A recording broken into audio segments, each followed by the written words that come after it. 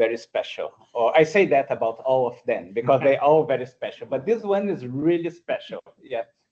And why it is really special? Because we have 3 of the global leading scientists, yeah, that work in similar fields. That mean like bacteria, but bacteria looking at different aspects, yeah, on the microbiome, on the vaginal microbiome, on antimicrobial drug resistance, and so on. And so I think that would be quite exciting to bring them all 3 together. So the seminar is going to be hosted by Lenin Lindeberg and I, yeah. And then, and so we will start. So we will start with Professor David Aanensen, yeah, or Aanensen, how do you say your name? Perfect, yeah. Which his first comment when he arrived here say that you guys, our students, our fellows, our researchers look very happy, and he couldn't believe it. He said that people in Oxford, where he comes from, it look a little bit more gloomy than here. So please keep enthusiastic and asking him a lot of questions. So as I say, David, he's a full professor and the director of the Center for Genomic Pathogen Surveillance at University of Oxford, which is a university that we work very close with. We have multiple grants from Oxford. Yeah, we normally exchanging people. Yeah, and then before Oxford, he was a group leader at the Wellcome Sanger Institute. Again, another center that we have a good relationship. And before that, at Imperial. Yeah. So David had this moving between some of the top institutes in the UK, from Imperial to the Sanger to Oxford, and one day he may end up in a much better one, that's CERI at Stellenbosch University. So you still haven't achieved the apex of your career, but it's still time to do. Yeah. In addition to lead the genomics pathogen surveillance on antimicrobial resistance, he also do things that we love doing. He come also from a computational background, both on web designs and so on. So he had created come from his group, some of the most useful used tools in our field, such as MicroReact. Yeah, that then put both genomic data together with epidemiological data to understand the spread of infectious disease. But because I can talk a lot and I can talk a lot of nonsense, yeah, welcome, David. It's better to give it the floor to you. Thank you. Thank you.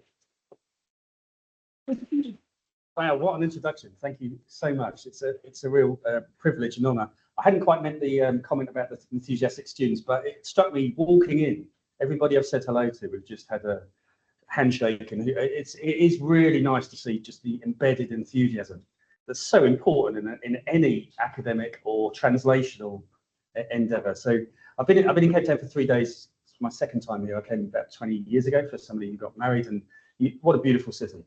We've been at a conference focused on public health, genomic epidemiology, which has been a whole bunch of people globally coming to talk about stuff that they were talking about 10 years ago.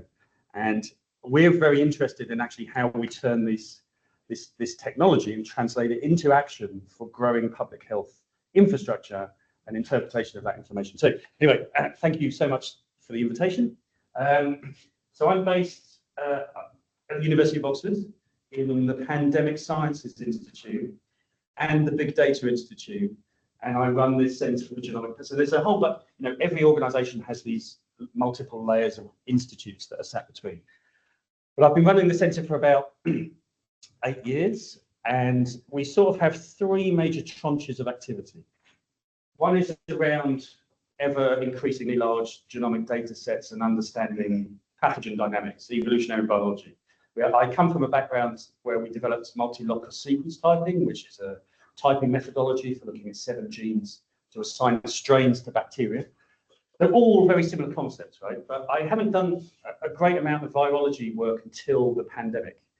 And what I'm really interested in is the horizontal processes that are kind of species or system agnostic that we can then apply to increase public health. So we do a lot of this kind of stuff, building big trees. This is actually a set of Klebsiella pneumoniae genomes from a European structured survey, which I'll touch on, and the plasmids that are present. So bacteria have these additional mobile elements that can jump genes and virulence factors around. And there's a whole bunch of different dynamics that we use to try to say. Then we have a big strong focus on capacity building. What are the horizontal technical support packages for embedding genomics into national programs? I'll touch on that. And then we have a strong, I'm privileged to have a good software engineering, data engineering group who focus on essentially bringing this to things that are really easy for other people to not have to go through the pain of this thing. So, you know, and they feed back and forth. So these next few slides, I apologise. These are what I term my grandma sucking eggs slides, because you all will know this already, but I think it's just worth touching on the basics. So one of the things we try and do in IE is distinguish a bunch of cases, a bunch of strains of things, what are connected, potentially part of an outbreak, and how to distinguish those from things that aren't. And when are these infecting what, where, and who? And if we can do that, we can then try and intervene to try and stop something. And this is a paradigm that we can approach anywhere, right? Within a hospital, farms, food production, water, sanitation, the environment, etc. And that scales up to being able to identify those clustery things between those sites in the environment, nationally, internationally, and ultimately globally.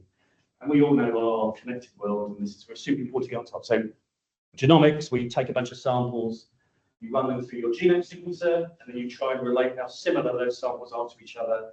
And that's the basis of your hypothesis, the things that are more similar to the things that aren't. And because we have the genome, you can then look for things in that genome that might confer risk. So in resistance, if you've got the presence of a gene that might code something that increases resistance, that's the risk marker. So you can really pull a lot of information out of this that allows you to overlay on that cluster the things that are risky.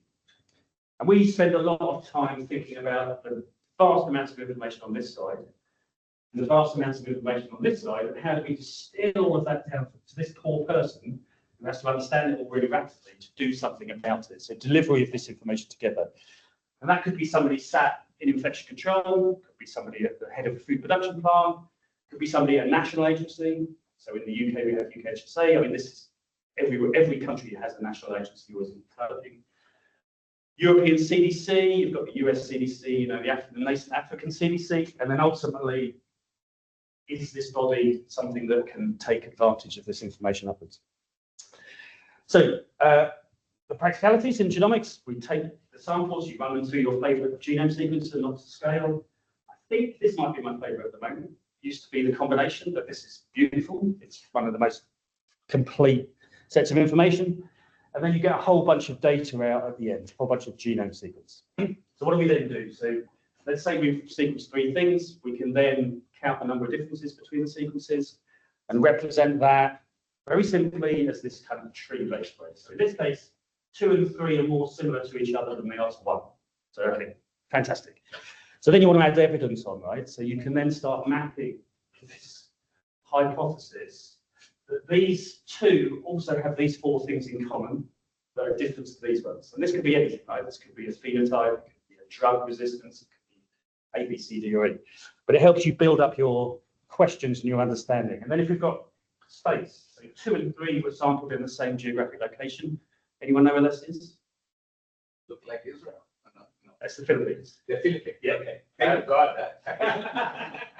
And then one is, so you can see how this sort of visual representation really helps you understand the paradigm. And then if you've got time, so in this case, 2 and 3 were sampled at the same point in time, they're from the same geographic location, the genomics. So these are our question tools for genomic epidemiology. This is what we do all the time. So this is a real world data set from epidemic methicillin-resistant Staph aureus. So this caused most of the MRSA in the UK. And we know through research that this originated in the UK. So on your tree, all the red ones are methicillin resistance. So they have the gene that confers the resistance mechanism. The greens are sensitive. This particular clone emerged from the UK in the mid-1980s as a direct consequence of the testing of fluoroquinolones, caused a mutation and then rapid spread. So we know it comes from the UK. So you can see the geographic clustering here, right? So these represent 2 independent imports of this particular clone from the UK into Germany and Spain. So you can see you could get some really quite complex understanding out of some fairly simple ways of representing this information. epidemic MRSA15 has been called the most successful export from the UK over the last 20 years because, of course, well, we're sort of on top of, it was kind of on top of MRSA in the UK, but actually it's in continents like Africa and South America where MRSA has really started to take hold because public health systems are growing in strength, and therefore you have the opportunity for things to come in that weren't there beforehand. So it's really important to learn lessons globally that we can apply. So the trees are really useful. This is the same tree, just represented in different ways. This is what we term the comet-shaped tree, because that's kind of what an outbreak looks like, right? You have your context, in this case it's sensitive, something happens, and then you get this rapid expansion and explosion. So the comet, these kind of visual shapes really give us our human ability to spot things. But of course, the background's really important. You didn't have that kind of surveillance or the background data set, you wouldn't be able to spot that this was emerging from that thing. And of course, these bloody things evolve. Evolution's beautiful, but it does present us. We are trying to catch up with evolution in public health, and that's what's so exciting about genomics, because your genome is a single point of evolutionary time. You've captured the entire history of that thing. And being able to pull that out and deliver it for public health is really important. But in this case, can we spot the spread of green in the population? I mean, we all know, everybody knows now about variants and what they mean. Yeah. My mother can explain to me what a variant is. And I think one of the huge benefits of the pandemic was that level of understanding. But that is appropriate for any species, right? They exist in clumps. Okay, so we've spent a bunch of time engineering tools and systems that are focused on both ends of this. How do you enable local data to be of value, and then how do you place that in global context and move back and forth? So I'm going to show you a couple of examples of this. So one of the tools is called EpiCollect. Now this is just I'm not going to demonstrate this, but this just allows anybody to develop a data gathering form that can be loaded onto loads of phones, all that information centralized, so GPS, all that kind of stuff. So this is very widely used for the first bit.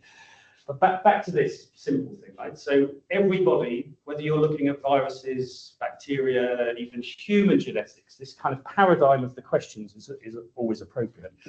So one of the tools we developed years ago was called MicroReact, and this it's a web application. We have localized versions that can be put. You're not seeing that, are you? Okay. How do I mirror my screen? Anyone got a mirror?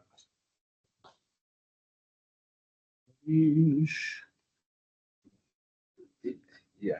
Built-in display, main display, No, users, mirror. Mirror. There we go. Okay. Yeah. Is this still visible online? Yeah, cool. Okay, so it's a web application. There's lots of examples of data in here. Let's open a viral example, because that's always nice to keep the virus folks happy. Sorry. So very simply, you've got your map, your tree, and your timeline, and all of these should interact, and it should be able for you to, for example, go through the timeline. I mean, we've all gotten used to this kind of approach during the pandemic, but what we wanted to do was think about, okay, so how do we make this generalizable so that people don't have to fire up instances of this tool with all the data internally? So I've got on my desktop a folder. So let's pretend that we've taken our samples, we've sequenced them, and our bioinformaticians produce that kind of tree. So what I have here is two files. One is a metadata file, which contains for each of the samples some sort of information, right? So this is going to open up in Excel. So each row represents one sample. I've got a latitude and a longitude. I've got a day, month, of the year, and I've got some other information. Essentially anything that I might want to map on the cluster. Resistance, sensitivity. You could add columns for everything, right? And then the other file is a tree file. So nobody really needs to ever see this, but essentially it's the industry standard format for describing a tree. It's a set of brackets that are concatenated that describe the branching pattern. It's the Newick format.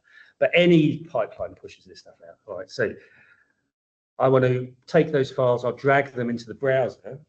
So what this does is it interprets those data files. And because the Excel has an ID that links up to the Newick on the tree, it essentially renders those two files. So the latitude and longitudes are used to place the thing on the tree.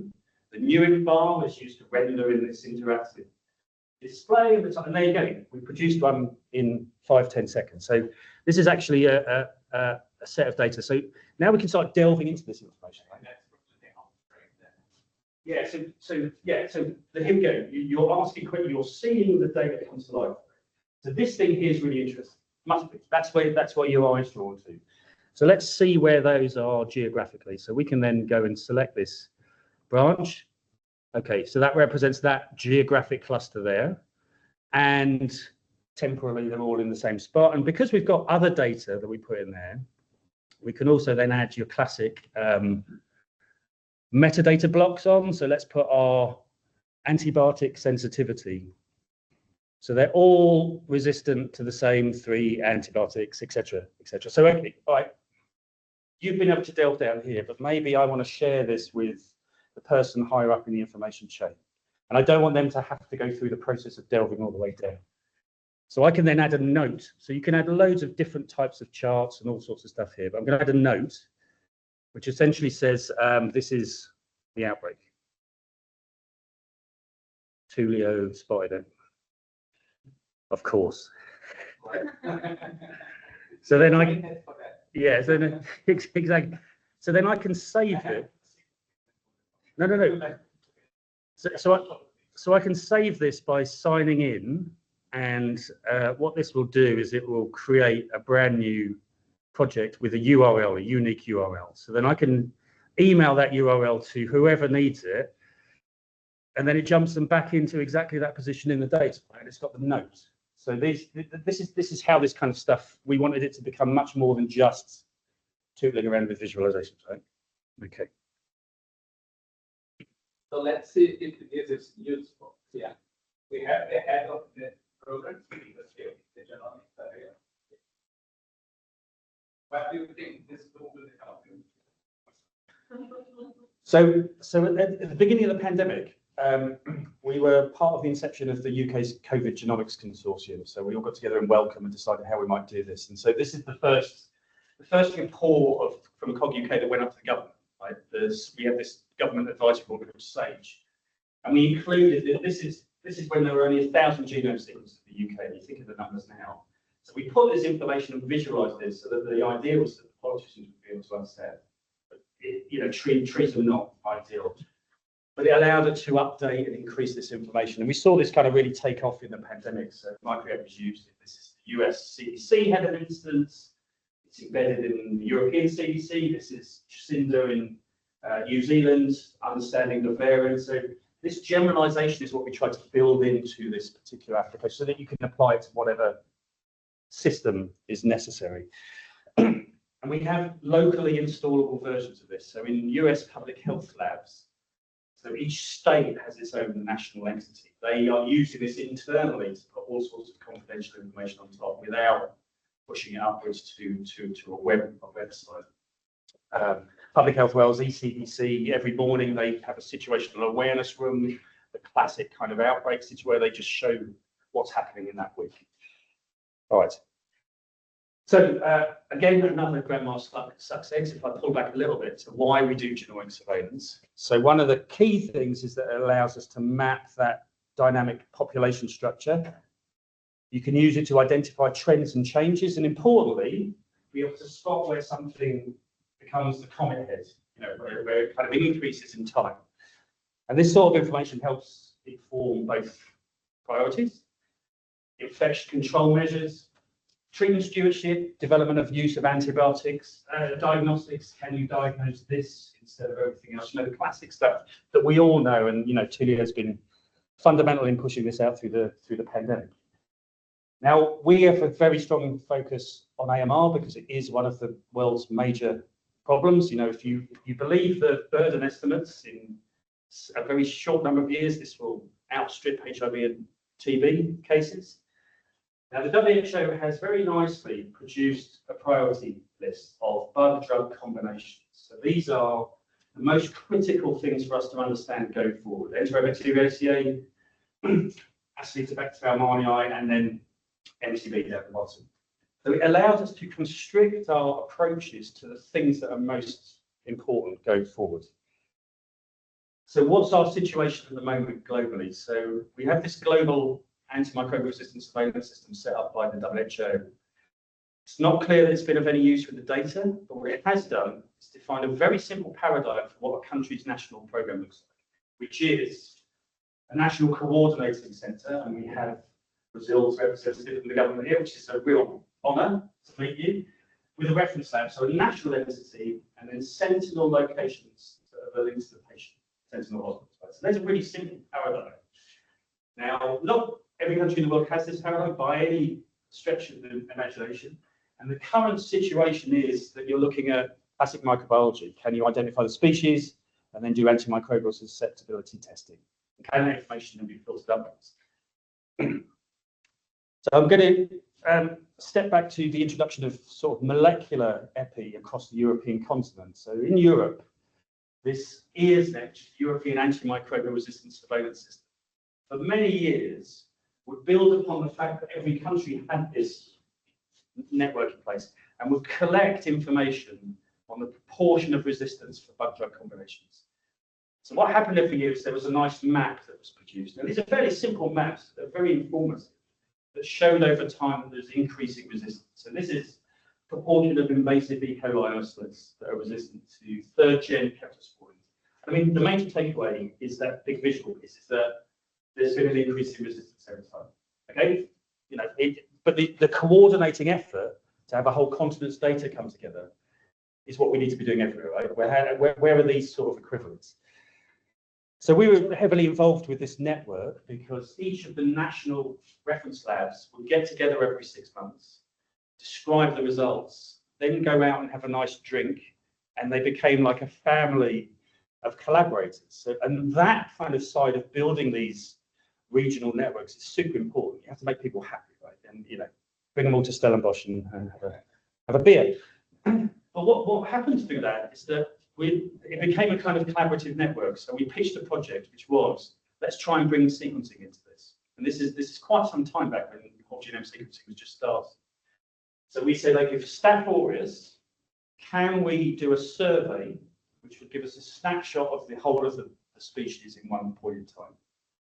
So essentially, every national reference lab identified a number of sentinel hospitals that would, over a 6-month period, collect the first 5 methicillin-resistant isolates and the first 5 methicillin-sensitive.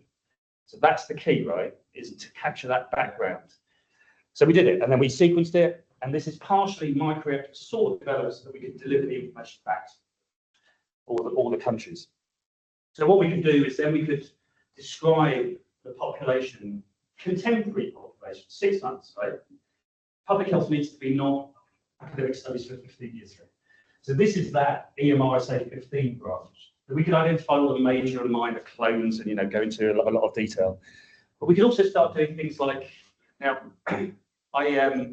any student or anybody who puts a big table in a talk, in my mind, is just an app. So I apologise for the big table.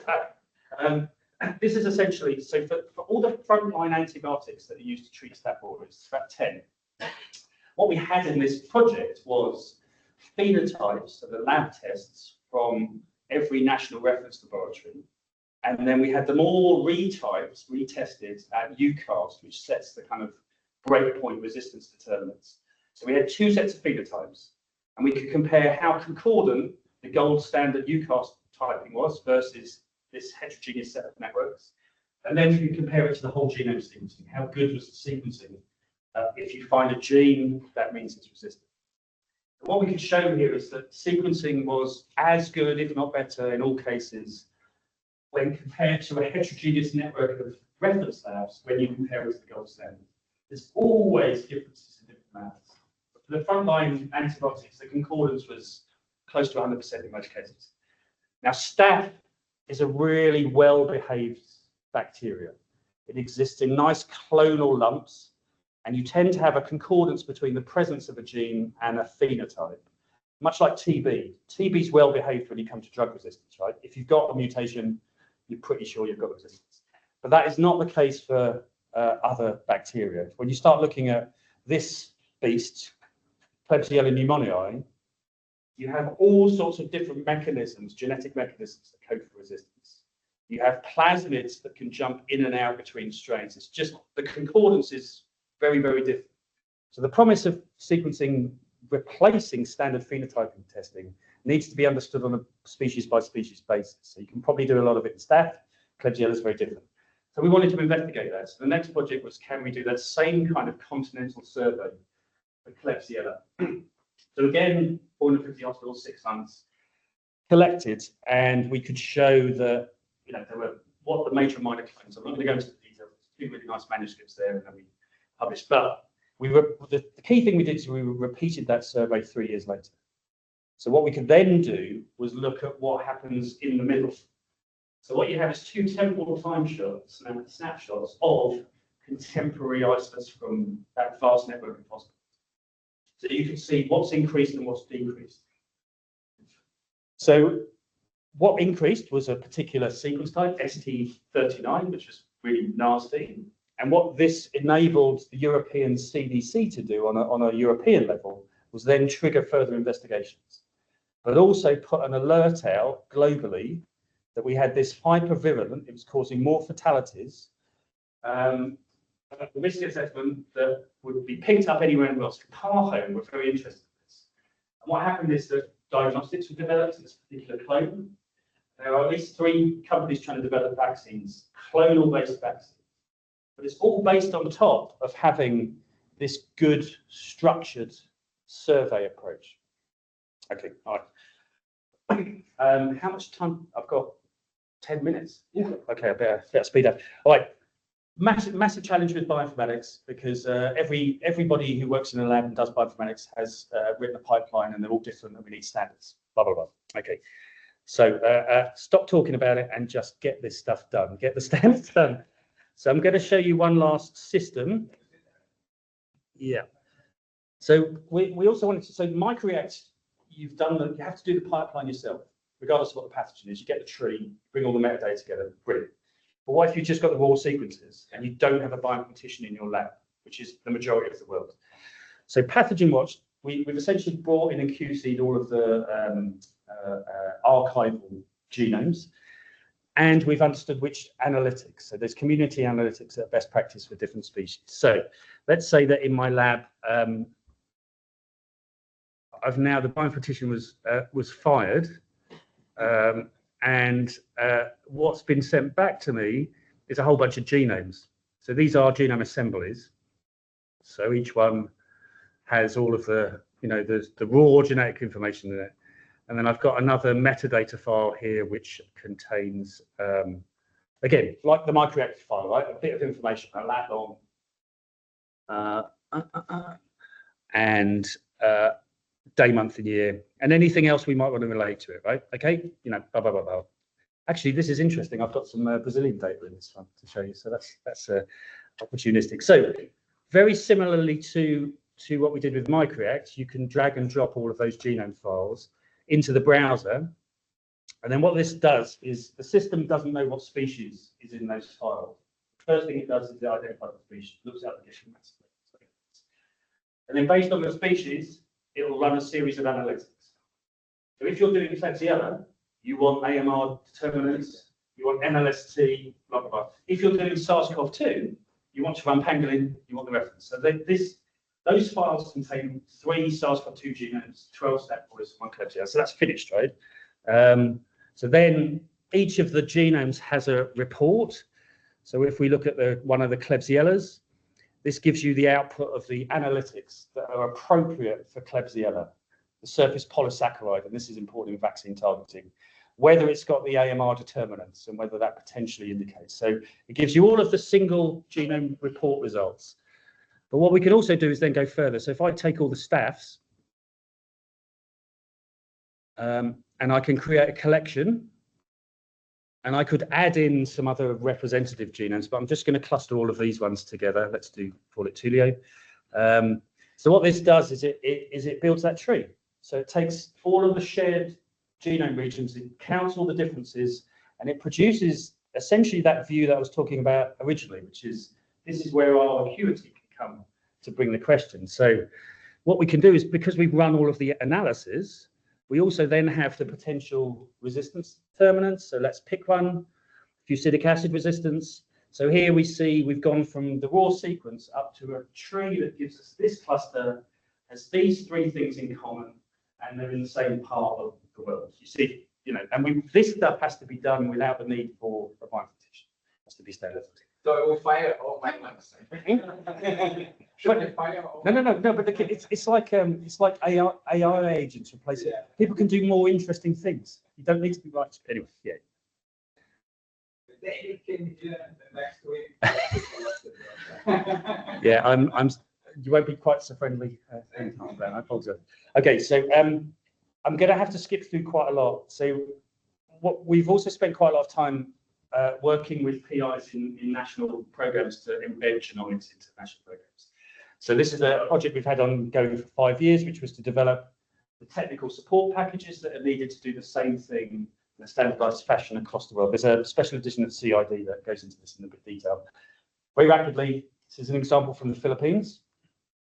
It has a national reference laboratory, which is the RITM, and it has a set of sentinel sites, 30-year phenotypic surveillance, right? So on an annual basis, the phenotypes are sent upwards, and that goes into reporting an annual report of whether resistance is increasing or decreasing. So every year, there's another column here, which goes up or down. But the key thing was, what do these lines mean? If you've got proportion resistance going up, is this a clone that's coming from somewhere else? Is it a homegrown? Is it a plasmid? This is where genetics can give us much more precision to be able to take infection control measures, right? Then we did the bioinformatics for that. All right. So what the Philippines did is they have Illumina and Manifold, and they have these rapid interpretation tools, which then allows them to develop trees really rapidly to say what the strain is, what the resistance is, and whether it's of a chromosome or a plasmid. So 3 simple concepts that they can now use to describe what's going on nationally. And what they do is they combine the phenotypic information. So when you get these phenotypes that come in, they scan them to look for clusters, and then they use genome sequencing to confirm whether it's an outbreak or not.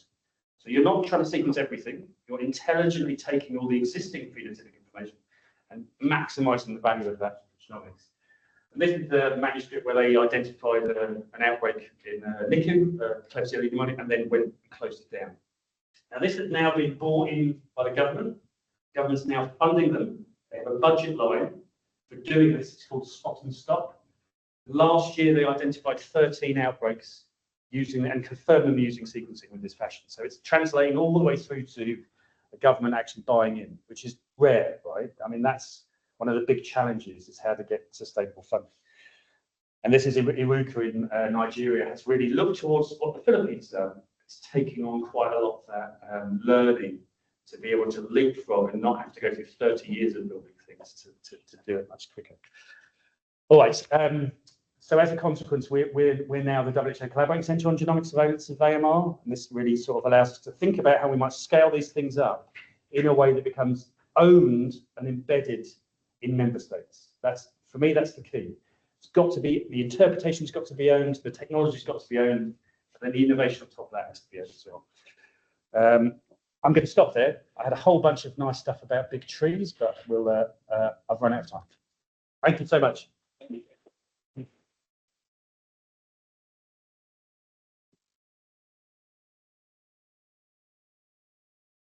On this one? Yeah. Okay. Fantastic. And as you guys know, one of our big job now, and we're gonna have around 5-7 minutes before we pass to the next presentation, is to you guys to grill the presenter. Yeah. But please be general. Yeah. No, that's the idea. No, don't be general. Absolutely, yeah. Because that's the whole idea, to now really.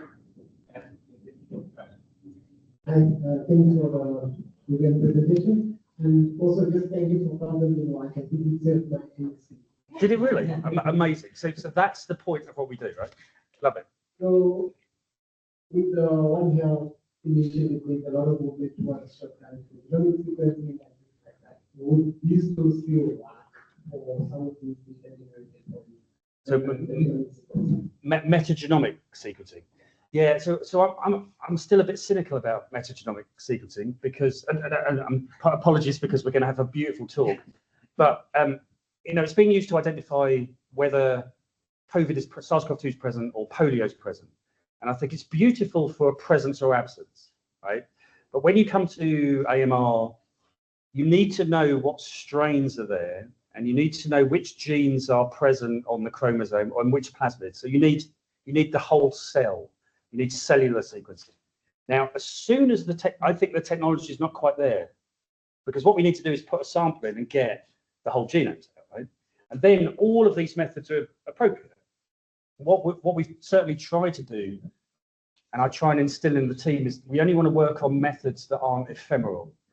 So once the technology, the sequencing technology catches up so that you can sequence everything in a sample, then I think Bob's your uncle. You can use all of this kind of stuff, right? But we've purposely steered clear a little bit of putting a lot of effort into a technology that we know is going to expand. It's like the move from short to long read. You know, long read's the game. We've been talking for 10 years about, in 5 years' time, long read sequencing. We're not quite there yet, but if you develop methods that are focused on that, then I think it sticks around. I'm still a little bit cynical. But I keep to you, yeah. We should get a look into these new methods because we have validated in our lab. I don't know if you know much about viral capsid or back capsid. Is it like high C? You're sort of associating. Yes. They were originally developed by the American military, and then they decided to create Columbia University ELIPTIN. Yeah, okay. To create that NPO, and they are absolutely amazing. They are pro-based.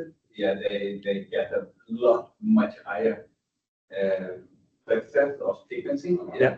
They get beautiful whole genomes for virus. Now we are doing for bacteria. So this is it, right? It's going to be solved. You know, this is going to be, it's an engineering problem at the moment. And once that engineering problem is solved, then the same methods are going to be. Yes. And then what our lab do sometimes we run like 20 pathogen, a little bit as you show in your file. Yeah. But we run all in the same robotic, and all in the same flow cell without knowing that, which is quite something. So Absolutely. That is very big developments there. Yeah, no, I agree. I mean, again, I think it's a problem that will be solved. And we'll look back in 5 years and go, remember when we were looking at millions of short reads? Now we've got the beautiful dates. So. Yes, thank you for a very interesting presentation. Brought a lot of good ideas for current educational work on hepatitis.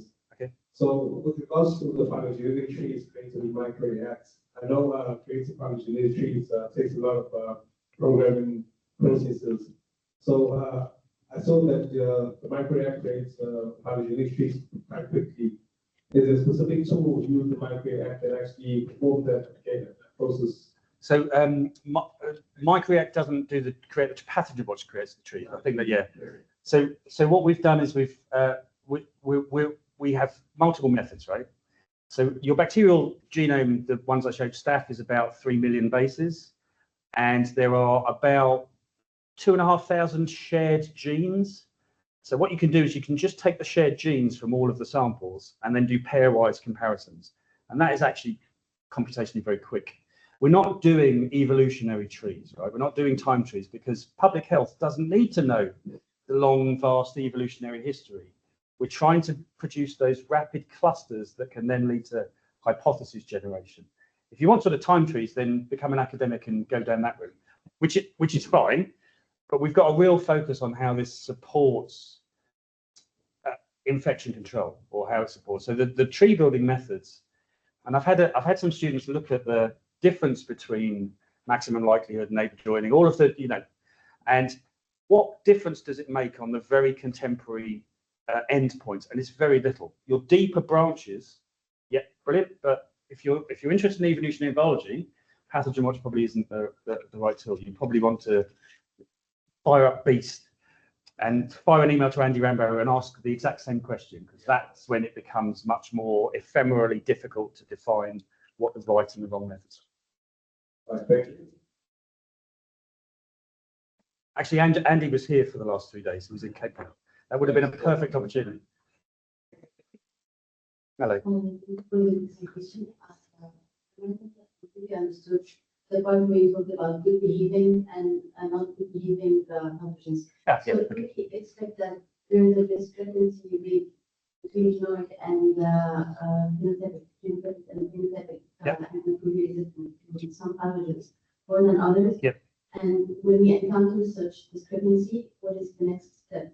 Which is more concerning? Is it the genomic resistance without phenotypic expression, or the opposite? I think we've got a lot of work to do in actually describing the uncertainty. So when I said staph was well behaved, so essentially you can almost take any gene from Staph aureus, and if you take the same gene from lots of different samples, you'll get the same clustering. They'll fall into these nice groups. And if you look at resistance, essentially, if you've got a gene that there's some evidence, you've got the phenotype. And TB has the same thing, but Klebsiella, for example, the evolutionary history of the chromosome is very different. So it's much more difficult to reconstruct what a cluster is compared to other things. And also, if you have resistance to a certain antibiotic, there might be 10 different genetic mechanisms that code. And some of those mechanisms are present in some parts of the world and some aren't. So it's much more difficult to have that prediction. But what we need to do is actually map out what that uncertainty is. So doing these very large structured contemporary surveys where you can say that for staph, it's 99% concordant all the way through over the last 6 months in this continent. That gives you some ability to then think about translating. But we don't do, our sampling for these bugs is largely academic. It's largely unstructured, and it's largely takes a lot of time for that information together. One of the things we're trying to focus on over the next 3 years, and one of the reasons that we're hoping that we work together, is we want to try and scale this up to 50 countries or 100 countries. And the pragmatics are really simple, but then you can start to really answer how confident can you be that if you find this gene, it's resistant? Because that will be different depending on the bug, but also the point in time and space where you are in the world. And the only way to do that is to have structure, decent baseline surveillance. And you should all start working in that area. Yeah, that's true public health in real time, not the mechanism. Exactly. I'm gonna just give the last question, and then we're gonna have then a team that will follow in from the MIT and Harvard, because we thought let's see which one is the best university. But to balance that, we also have a professor from that speaks French, so the English they don't completely. So if you guys can start setting up, yeah, and then we're gonna go to the because our people can ask questions for hours.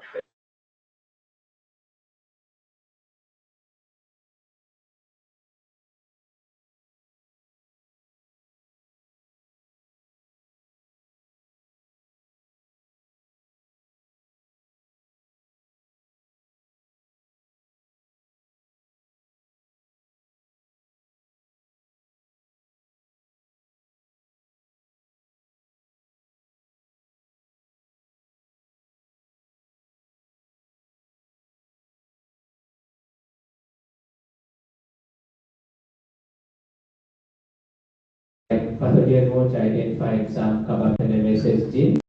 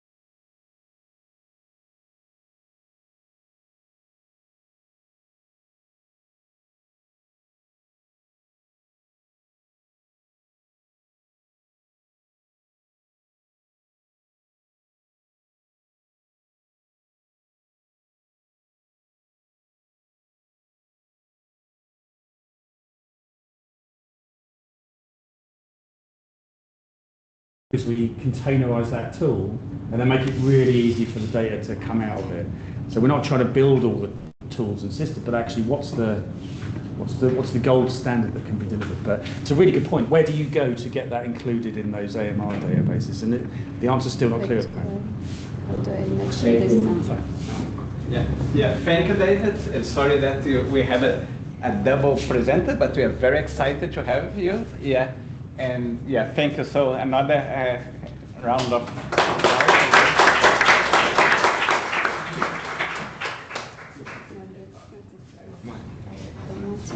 Okay.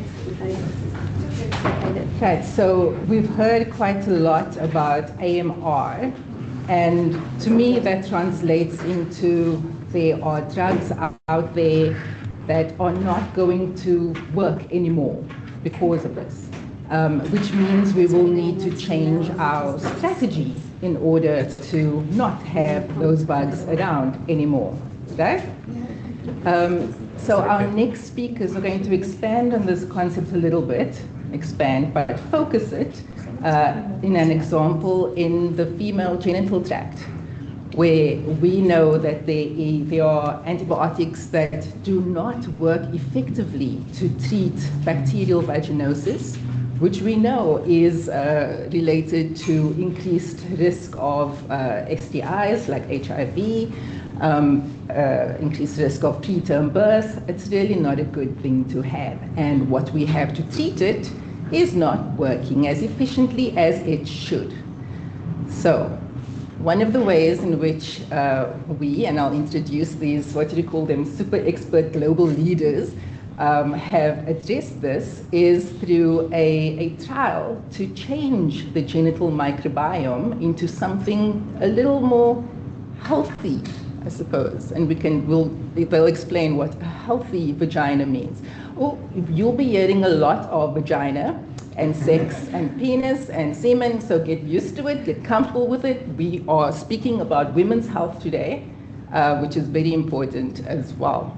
I'd like to introduce our two guests today, Dr. Joseph Elsherbini from MGH, Harvard, MIT, the Ragon Institute. He is a bioinformatician in Douglas Kwan's lab at the Ragon, and Assistant Professor Laura Symul, who's also a biostatistician, at UCLouvain.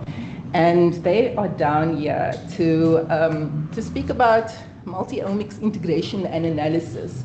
So working within the Vibrant trial, which they will explain, yes, over the next couple of minutes. These data gurus have agreed to come down and speak with us and my team here at CERI to teach us how to do the magic that they do too. It's all part of this wonderful collaboration between Ragon and UCLouvain and CERI. Thank you very much for your attention. Welcome. Thank you, thank you.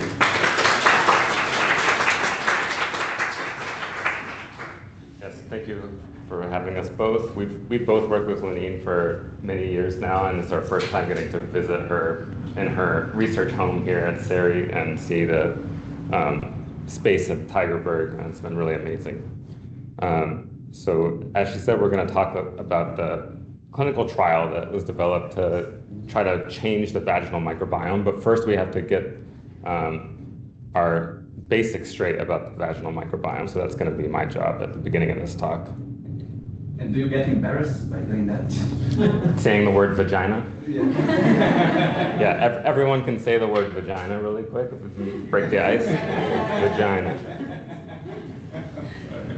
Okay, so the vaginal mucosa is an incredibly important component for women's health. So it's the barrier that protects the host cells and the reproductive tract from pathogens.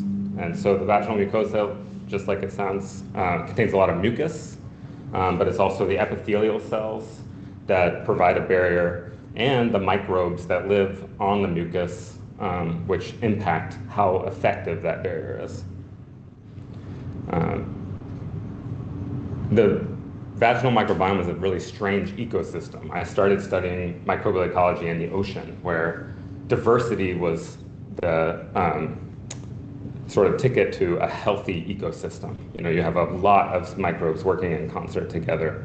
The vagina is strange in that the healthiest ecosystem seems to be a single species dominating the microbiome. So Lactobacillus is a genus of bacteria, and they're really common in the vaginal microbiome, and many women have just a single species of Lactobacillus.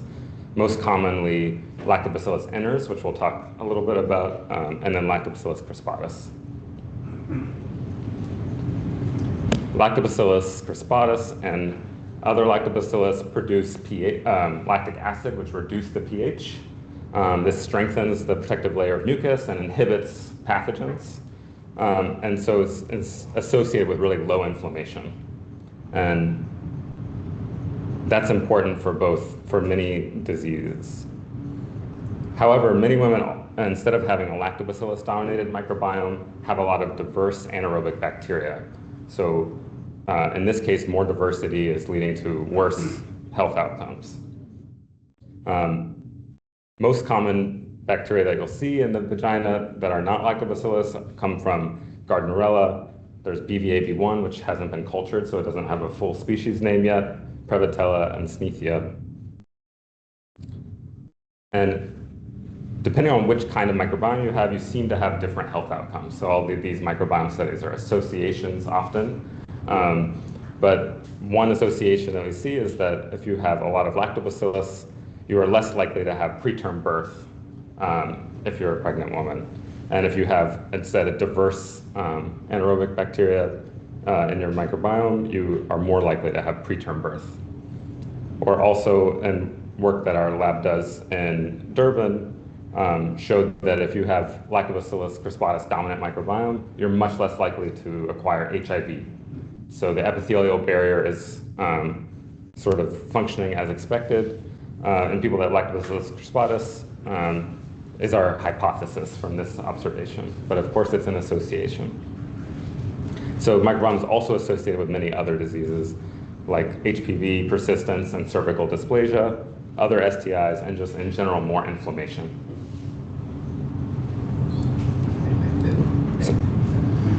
These pictures, by the way, I cannot take credit for, were drawn by Laura. So made my job much easier for today. So non-lactobacillus communities are associated with higher inflammation, higher pH, all these other diseases, higher overall bacterial load, so there's just simply more bacteria in the vagina, and weaker protection from vaginal mucus. And sometimes the diverse anaerobes cause symptoms all on their own, so even without like other pathogen, and this can be called bacterial vaginosis by a clinician. So typical symptoms of bacterial vaginosis would be like a fishy odor, abnormal discharge, like thin watery discharge, elevated pH, and it could be burning sensation. And about 20 to 30% of women at any given time are affected by bacterial vaginosis worldwide. And that's at any given time, but really over the lifetime of woman, almost every woman gets it at least once in their lifetime. And right now the treatment for this is specific antibiotics, which don't kill lactobacillus, but do kill a lot of the anaerobes, but not all of the anaerobes. And resistance is probably a big problem. To that point, there's very high recurrence rates. So even if symptoms go away initially after treating with metronidazole, 50 to 80% of women will recur within 6 months. And this reflects a critical lack of research and innovation. So metronidazole and clindamycin were developed in the 70s and have been the standard of care for bacterial vaginosis for 25 years.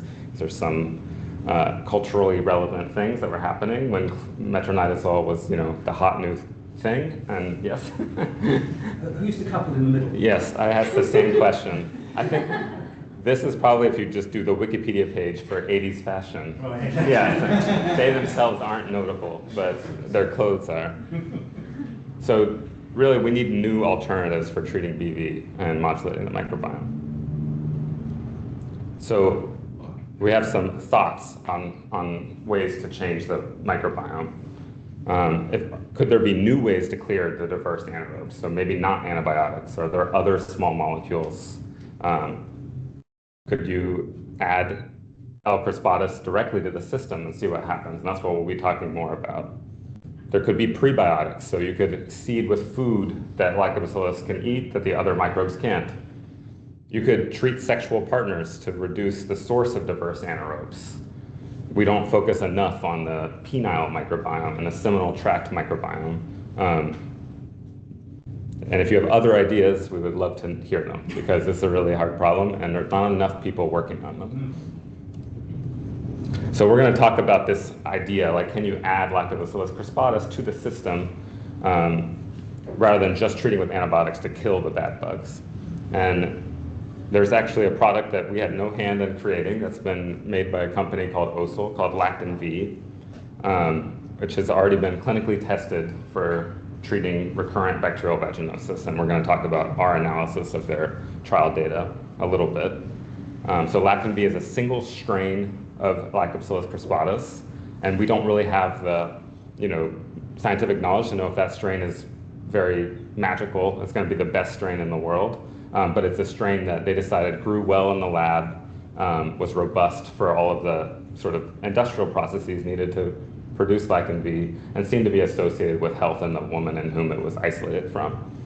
So this is a product that's just a powder of a bunch of this bug in a preservation matrix that is applied intravaginally. And when this was tested in North American context, if you compare placebo to women who receive Lactobacillus crispatus, unsurprisingly, you get a big benefit ratio, meaning more women in the treatment arm had Lactobacillus crispatus than in the placebo arm. And this was also tested in the Fresh Clinic in Umwazi, so outside of Durban, and showed that it was similar results like right after treatment cessation, but a pretty big loss of efficacy. So it didn't seem to give stable colonization. And not only was it not stable, but if you actually look at the individuals in the trial, you see that it's not affecting all women. So we want some sort of therapeutic that would affect all women. Instead, it seems to be just some. So what I'm showing here is each vertical bar on one of these little rectangles is a woman in the trial, and their microbiome is the stacked abundance on this thing, so you can try to read what species are there, but Crispatus is gold. And I'll show you one feature that you'll see is after treatment with metronidazole, you often see Lactobacillus dominans, but it's almost always Lactobacillus inners, which is a different species of Lactobacillus, has a very reduced genome compared to other Lactobacillus, and doesn't seem to be as protective. So that's why we're not developing a Lactobacillus inners probiotic. But when you start treating with the LBP, which contains Crispatus, you see maybe about half the women get Lactobacillus crispatus, and the other half don't. So some women colonize, but many do not.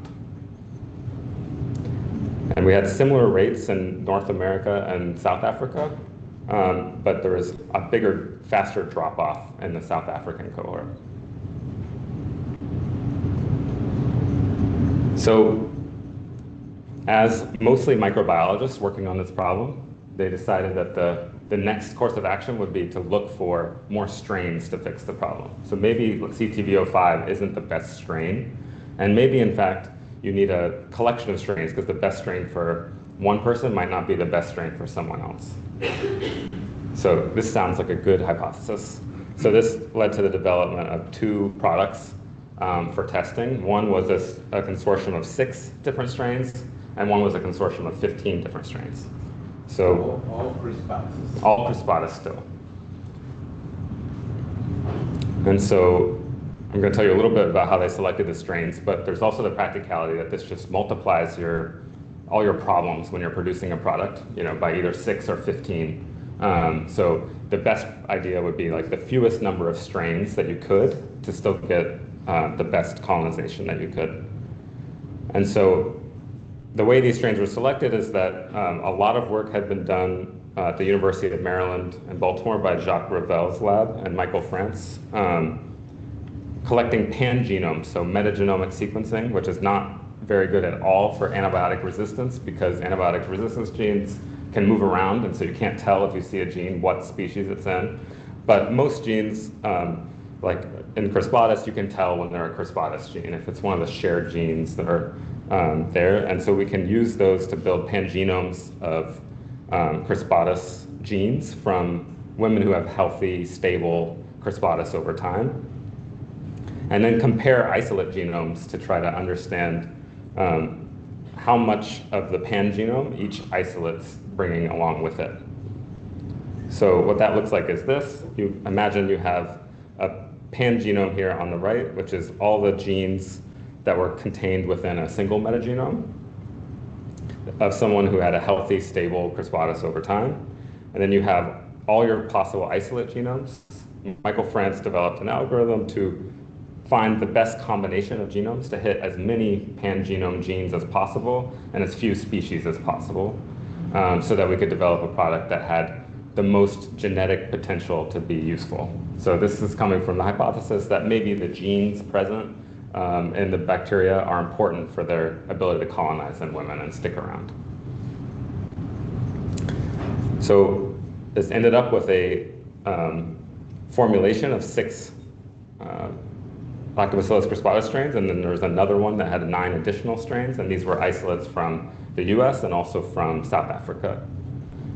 And this became a product that was then tested in a trial.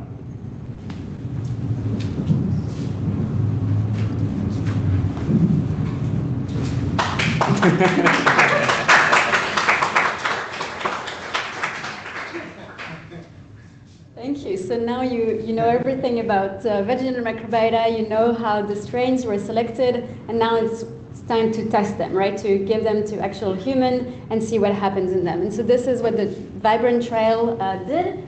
So it's a first-in-human trial for this live biotherapeutic with those 6 and 15 strains products. It's a trial that had 2 study sites, so 2 clinical sites, one in Boston, in LGH, led by Caroline Mitchell, and one in South Africa, around Durban, at the Caprisa Center that I assume you all know, and that was led by the CERI here. And what was interesting is that there were not only the clinical sites where the participants were enrolled, but then we generated a lot of omics data. So not only metagenomics, but also we wanted to understand inflammation and so on. And the lab were not necessarily located on the clinical sites. And so there were lab site actually here, because Lenine was responsible for generating the cytokine data from this trial. There was, thank you. Sinai Kapu here next to Sebo was responsible in Caprisa for extracting the DNA from all of the samples. And then some of those samples were shipped to Boston and Maryland for sequencing, either 16S sequencing or metagenomic sequencing. And then I'm here in Belgium, isolated, but I received all the data from everyone and then was responsible for the integration of this data. And so, yeah, we really want to thank again, like the whole study team and all the participants from this trial. It was a huge effort that was successfully led by all of these people. So who was enrolled? So it was premenopausal participants who were diagnosed with bacterial vaginosis, which is the clinical term to say they had a lot of those diverse bacteria. They were willing to suppress menses with hormonal contraception because, as you can imagine, menstrual blood can alter your microbiota shortly, but still. And then they had to be HIV negative, not be on immunosuppressants, and not have used antibiotic or probiotic recently. And what we were primarily interested in was safety, and we're actually not going to talk about that because the product was safe, so you already know. But then we were primarily interested in colonization by at least one of the strains that we put in the product. And some of the secondary outcome had to do with recurrent bacterial vaginosis, so those were for the clinicians, and then obviously changes more largely besides colonization by those specific strains. How did the microbiota change, and did we observe lactobacillus dominance? Because ultimately we believe this is what's predictive. So the trial was designed in 5 arms, 1 placebo arm, 3 arms that received the 6 strains probiotic, and 1 arm that received the 15 strain probiotic. Everyone, at randomization, received 7 days of oral antibiotics, so MTZ, metronidazole, and then received, in most cases, 7 days of the placebo or the product. And those 2 extra arms here, when they only received the product for 3 days, followed by 4 days of placebo, just to test a little bit like whether duration mattered. And then this arm, which we call the overlap arm, received the probiotic as they were still on the antibiotic. Because one of the things we suspected from the previous trial was that maybe between the end of the antibiotic and the beginning of the probiotic, some bacteria had time to grow. So we wanted to dump the crispatus as soon as we could and just try to see if it made a difference. It was a very small trial in the sense that the plan was to only have like about 10 people enrolled in each arm at the 2 sites. The South African site ended up enrolling more people because they were very efficient at recruiting. And in Boston, it was really hard to find people who were willing to suppress the menstrual cycle with the contraceptive that was proposed. And so they had to reduce and drop the arm 3 and 4. There were a lot of data that were collected from the participants via surveys, so demographics, socioeconomics, health history, sexual habits, behavior, of course, like any adverse event or symptoms. And a lot of samples were collected from these participants. If I just go back to this trial, as you can see, participants were coming weekly for 5 weeks non-stop. So from day 0, from screening and enrollment, and then came back for another 3 visits in a longer follow-up period. And so at each of these clinic visits, they provided a lot of samples, and they also were asked to daily swab, like do a vaginal swab at home every day for 5 weeks, and they did it, most of them. It was really impressive. So vaginal swabs were collected. Those were used, so at each clinic visit, up to 6 swabs were collected. They were used to do clinical diagnosis. They were used to do sequencing. They were used to do qPCR to quantify total bacteria. And we had also LBP strain-specific primers, so to be able to detect quickly and cheaply in each of the strains, in case something wrong happened with the metagenomics. And then soft cup samples were collected as well, and those were sent to Lenine for Luminex quantification of the cytokine, and then cytobrush samples were also collected for flow cytometry. So overall, in the first phase of the trial, this is what we wanted to know. We wanted to know the microbiota composition, the inflammation, and clinical outcomes, and a lot of demographic and behavioral data. And we had sometimes overlapping or redundant assay to do this. And so this is where I was very stressed, because all of the samples were collected and shipped around, and very importantly, they had to have this manifest file, like allowing to map the sample to the participants and the visits, because obviously if you switch your sample and you don't track them, then you're completely lost.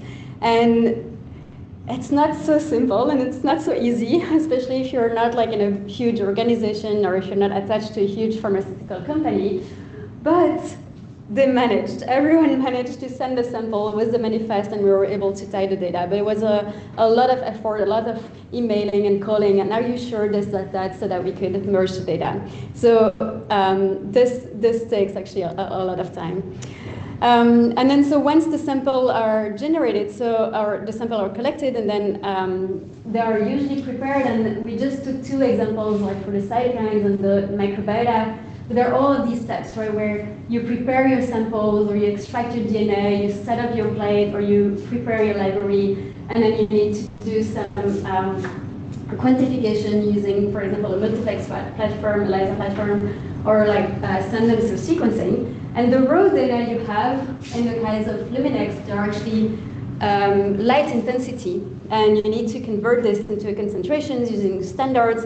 And there is a lot of quality control that happens, and again, a lot of meeting with the clinical team and the statistician team to check Are there batch effects between our plates? Are there batch effects between the sample shipments and things like that? Do we need to care about that? So a lot of quality control, basic statistics to be done on the sample. And same thing for the sequencing from the 16S. And since we're all like a relatively small structure, it was a lot of work involved there to identify, was there any contamination in the lab? Like, did we have all our positive controls, negative controls? Was all of that properly done? And so it was a big trial in the sense, like a lot of samples were generated, like over 3,000 samples were actually collected from these women. We are at a stage where we don't want to work with a big relational database because it's not worth the investment, but R and especially the bioconductor, they have developed amazing tools for actually holding data such as the one we have. And so one of those tools or objects are summarized experiment objects, and they're wonderful because they allow you to store a lot of metadata you may have. So Lenny generated this file on this date and with this machine and so on. We can have sample information, what was the position on the plate, which plate did it belong to. We can have all sorts of features that are associated with the different cytokines. And then potentially the raw data, whether it was imputed, not imputed, whether it was below the limit of quantification and things like that, that we can attach, and it's all contained in one container. But we had that for each of our assays, and we had over 7 assays. And again, the bioconductor community has come up with this object, which is a multi-assay experiment that allows you to connect all of your data as soon as you have kept that very precious manifest that links all the sample barcode to your patients and visits. So you can connect different summarized experiments into a single object and work with it very easily in R. So I recommend it to anyone who's interested in doing multi-omics integration. And so once we have connected data, we can look at what were the data that were available to us. And as you can see, so these are our main modalities, so metagenomics, qPCR on the weak swabs, qPCR on the home swabs, 16S RNA amplicon sequencing, Luminex, and flow cytometry.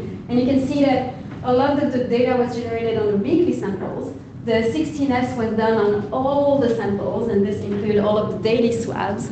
And we can also look at this on a longitudinal view, where each row is a participant, and this is their visit in time. We see all the participants in South Africa, a smaller cohort in the US, and this was just for the randomized participants because we had a lot of screening samples as well.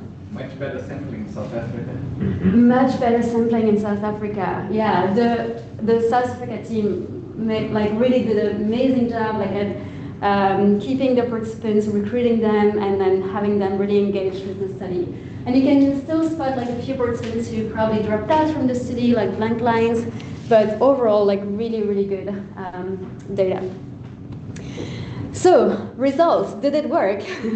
So this is just looking at the metagenomic, because from the metagenomic, again, Michael Franz developed this tool to really track specifically the 15 strains. So any of the 15 strains from the LBP is in orange, or darker shade of orange.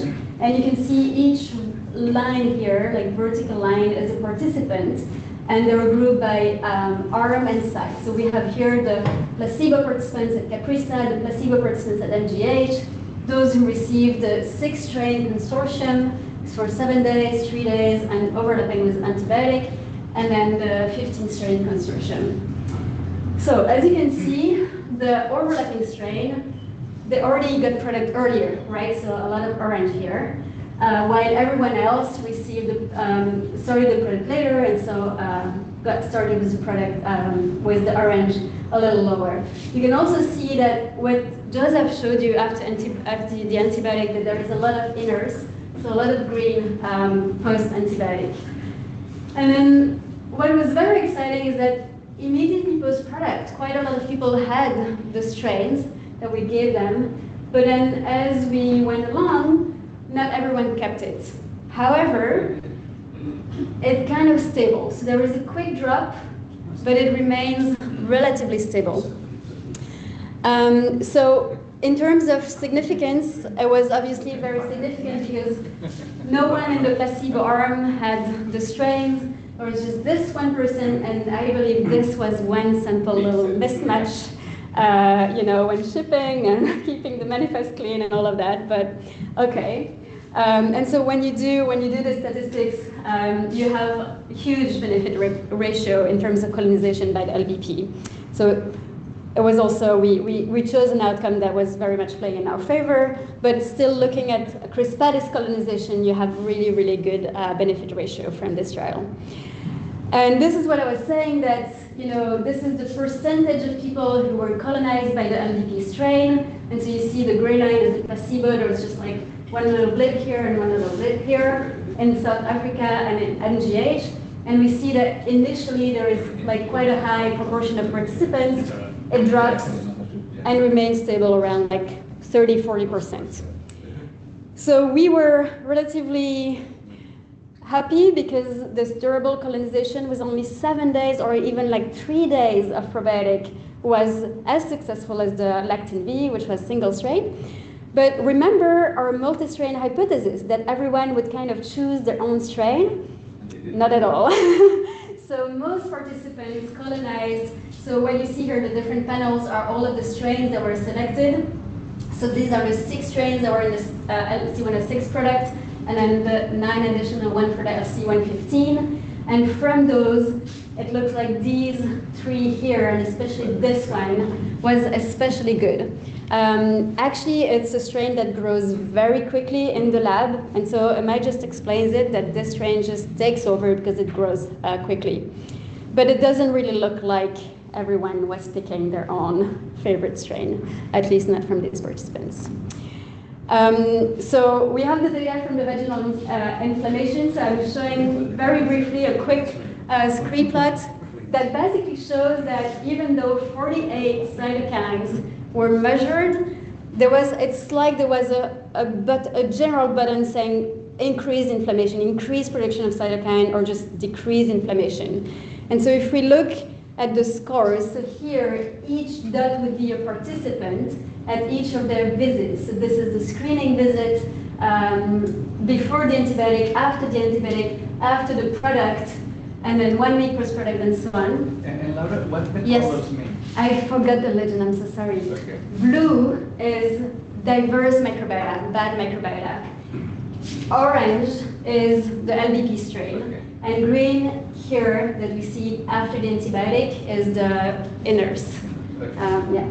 And so what we see, by the color we see the success of the trial, but by how they are located, so the lower they are on this axis, the higher is the inflammation. All of the cytokines are going down, and the higher they go, the lower is the inflammation. And so you see that the participants who successfully colonize, they have a lower inflammation. Exactly. And this is all data generated by me.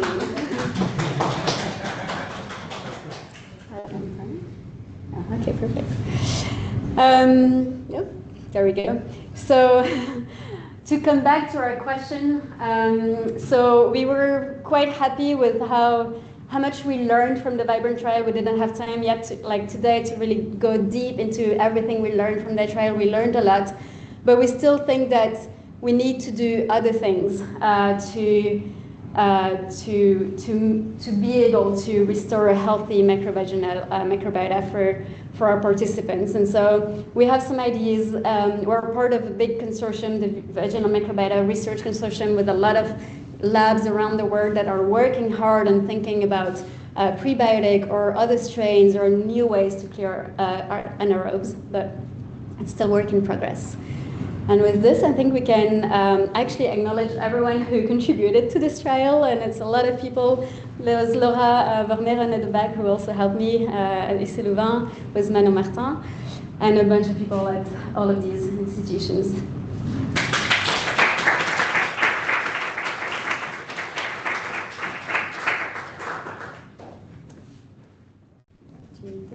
Yes, don't go anywhere. Now it's your turn to get grilled by everyone. The floor is now open for any questions. Ooh, hands are up already.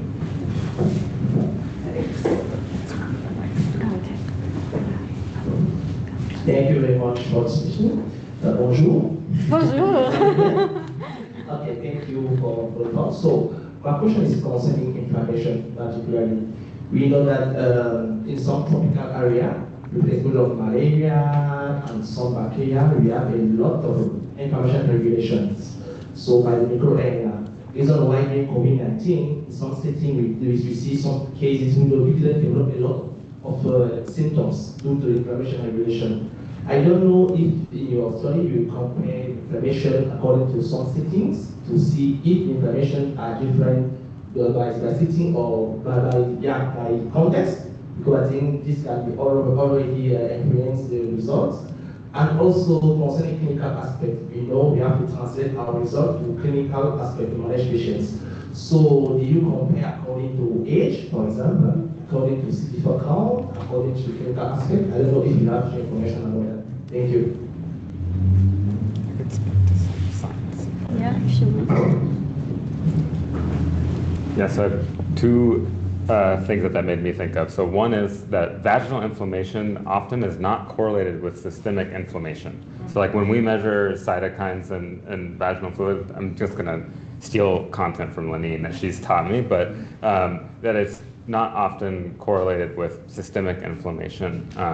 So it seems to be a local inflammation. And I'm not an immunologist, started as a microbial ecologist, but I've learned that most of your immune cells are associated with mucosas. So it's very easy to sample immune cells from the blood, but most are in the gut or in the tissue producing cytokines and doing their functions. So the other thing I would say in terms of comparing inflammation across groups is, this is true not in this trial necessarily, but just broadly when you do cross-sectional studies, that you see more diverse microbiomes in South African women than in like a typical US cross-sectional cohort, but it's associated with lower inflammation than in women with similar looking microbiomes in Europe and the US. And that might have to do with bacterial load. So it might be that it's a lower bacterial load for some reason, and we don't know all the reasons why.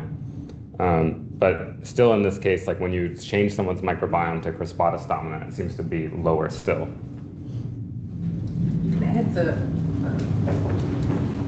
We did also look at the cytokine concentrations between the US and the SA women, and we didn't see any the difference between the profiles, between the different geographies, which is very interesting to us, especially based on what you're saying now. And that's also something that we need to try and understand a little further.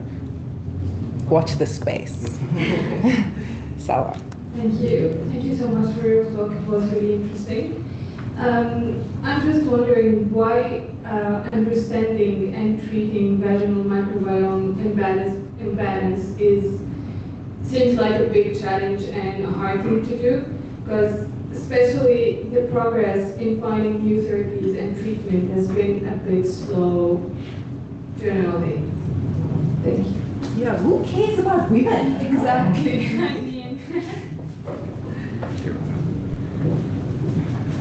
So the question is like why it has taken that long? Yeah.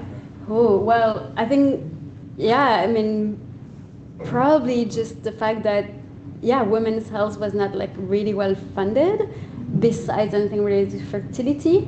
And actually that's a route that some labs are taking as well, is to actually argue that you have better IVF outcomes, for example, if you have a better microbiome, and then you can get a bit more money there.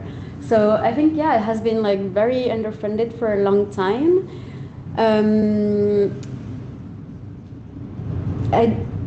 I'm not sure exactly what are reasons besides like that, but maybe also like one thing that we are actually seeing is that the clinical symptoms, so you could have a diverse microbiota and not necessarily have clinical symptoms. And so, and the clinical symptoms are like very subjective, you know, by the person herself or by the clinician. So it could also be that it really needed to have those sequencing tools that make it very now easy and relatively cheap to look and study this, and to really actually understand that there was a strong relationship between those clinical symptoms, the dysbiosis, and the health outcomes. That's the only rational excuse besides just general underfunding, I think. There are two questions. Thank you very much for that very good talk. It addresses a very important issue. This is all our origin. So looking at how antibiotics are rampant used in Africa, without any regulations, people can just go, women feel irritation, they buy all the antibiotics, and most times they want the high level antibiotics. But also, when I've been listening to this, I'm thinking about, as a clinical microbiologist, I think if we have such tools like metagenomic sequencing and we translate them with clinical microbiology practice, because in clinical microbiology we have what we call a nugget score. You do microscopy and score and see if someone qualifies to have bacterial vaginosis, and of course that is limited by a person's eyes and competence in terms of a microbiologist. So I'm really happy that we have such tools, and if I'm asking if there is a way in the future of integrating this into a nugget score to have a strike so that some tools can be used in low-middle-income countries. Do you want to talk about it? Yeah, so the Nugent score for everyone else is like the microscopic interpretation of the microbiome, and it correlates beautifully with the sequencing. So they developed a score where you can count lactobacillus morphology, you can count other morphologies, and if you have a higher score, you have a lack of lactobacillus and a bunch of the bad microbes, and might be a diagnostic criterion in some countries. But we lack good diagnostics. The good thing about Nugent score is that you can collect a slide and it can be read by an expert like soon, but it doesn't have to be instant.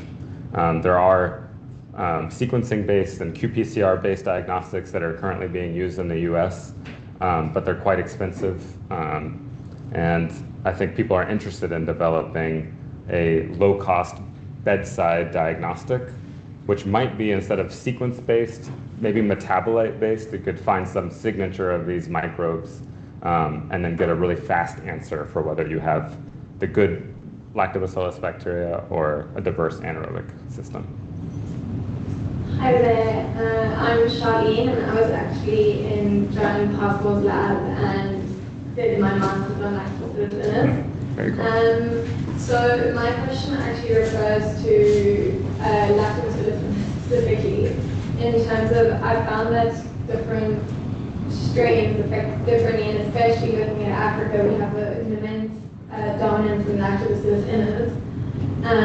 And basically my question is, do you think that some of the methods that have been used in terms of clearing, or let's say using lactobacillus prosperous in America, could be as relevant in Africa? Because it seems that lactobacillus can also sometimes have protective properties in Africa. Yeah, so the question is about lactobacillus inners and whether it could be maybe more optimal in an African context than lactobacillus prosperous. And I think the context there is that if you do a cross-sectional study of African women, you usually see a pretty small percentage of women that have crispatus dominance naturally, and you see a lot of women that have inners dominance naturally. I think looking at the data, if you look at like the rest of the microbiome, it seems like inners is overall less protective from invasion by the sort of bad bugs. And this could be a simplified view that's wrong, that there's bad bugs and good bugs, and it's that simple. But if you look at the strains that the other species that inners belongs with, yeah, this is another good example. But if you look at the other species that inners comes along with, it's often the same bugs that are present in bacterial vaginosis. So if you look at the community might be 90% inners, and then the other 10% might be Gardnerella and Schnitzia and these bad bugs. Another thing that we see sometimes is if you start labeling people as inners dominant versus crispatus dominant, you see different health outcomes, which I think is reflective of the remainder of the community probably. So, and it seems like NRS, has good health outcomes when you have 100% NRS, but it seems like NRS is worse at maintaining itself at 100% and not letting other bugs enter, is what I'd say. One last question. Yeah. Thank you for the presentation. It's 2 questions in one. So the first question is, from your metadata, did you find any risk factors for BV? And are they different between the South African cohort and the American cohort? And then the other one is a technical one. You got good resolution from your sequencing, 160S and metagenomics. How deep was it? Yeah. So this trial, like the last participant was enrolled in April, or like the last data sample was collected in April. We managed to sequence everything, make the data, but we are still looking at the risk factors that you're talking about for this trial.